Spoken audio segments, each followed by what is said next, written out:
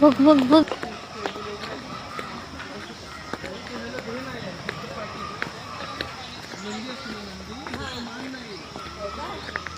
पहिल्या काळात किती आहे ना तसंच आहे.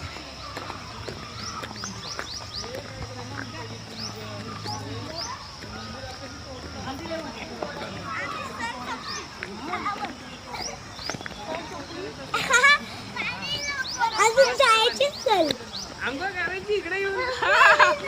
क्या बात आहे. बाबा लांब बघ गरम पाणी जाशील असं काय एवढा नाही अण्णा कसं काय एवढं गरम पाणी ईश्वराचीच कृपा चांगलं आहे का नाही सटसटीत गरम आहे कुठं पण फक्त कोकणातच होऊ शकतं मला.